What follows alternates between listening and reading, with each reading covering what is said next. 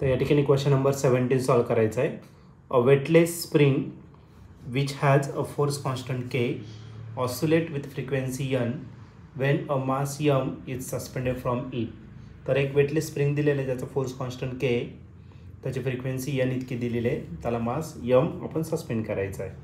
The spring is cut into 2 equal halves and a mass of 2m is suspended from one part of spring.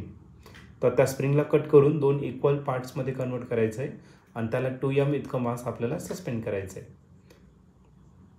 The frequency of oscillation will now become. तर नवीन जी frequency आहे ती किती असणार आहे ते आपल्याला ठिकाणी फाईंड करायचं आहे. हा क्वेश्चन 2019ला आलेला होता. याच्या 4 ऑप्शनपैकी पहिले जे ऑप्शन आहे ए ते आहे n/√2, बी ऑप्शन आहे 2n, सी ऑप्शन आहे n आणि डी ऑप्शन आहे n√2. तर या 4 ऑप्शनपैकी या क्वेश्चनचा करेक्ट आन्सर काय असणार आहे? चला याला सॉल्व करूया, मग डिसाईड करूया. तर या क्वेश्चनमध्ये एक वेटलेस स्प्रिंग दिलेला आहे, ज्याचा फोर्स कॉन्स्टंट किती येतं? के इतका दिलेला आहे. एक वेटलेस स्प्रिंग दिलेला आहे, त्याचा फोर्स कॉन्स्टंट सपोज त्याला आपण K1 कन्सिडर करू, तो किती दिलेला आहे तुम्हाला? के इतका दिलेला आहे. ओके. आणि त्याची जी फ्रिक्वेन्सी आहे n1 ती किती येतात? n इतकी. ओके. n1 किती येतात? n इतकी. मास m त्याला सस्पेंड करायचा आहे. ओके. आणि त्या स्प्रिंगला आता पुढच्या केसमध्ये 2 इक्वल पार्ट्समध्ये या ठिकाणी कट करायचं आहे, हाफ पार्टमध्ये, ज्याचा मास किती असणार? 2m त्याला सस्पेंड करायचा आहे. या केसमध्ये m1 जो आहे तो m होता. आता दुसऱ्या केसमध्ये त्याची जी लेंथ असणार आहे L2 ती किती असणार? L1/2 हाफ लेंथ करायचा आहे. पण जो मास कनेक्ट करायचा आहे m2 तो किती असणार? तर त्याच्या डबल असेल, 2m इतकं त्याचा मास असेल. ओके. तर आपल्याला नवीन फ्रिक्वेन्सी या ठिकाणी फाईंड करायचं आहे, म्हणजे आपल्याला n2 या ठिकाणी काय करायचा? फाईंड करायचा.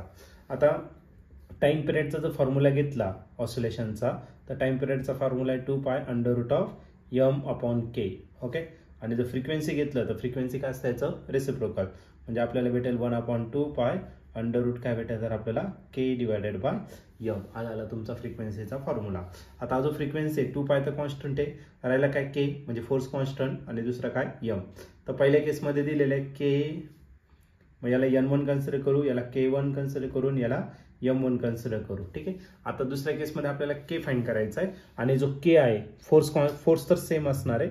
तर या ठिकाणी k जो असणार आहे, k कसा असणार? तर inversely proportional to the displacement. Okay. मग आपल्याकडे k1 दिलेला आहे आणि हा झाला तर k2 आणि या ठिकाणी डिस्प्लेसमेंट आपण l च्या टर्ममध्ये घेतलं, मग का असणार तर L2/L1. k1 आपल्याला माहिती आहे किती तर k इतका. k2 आपल्याला फाइंड करायचा आहे.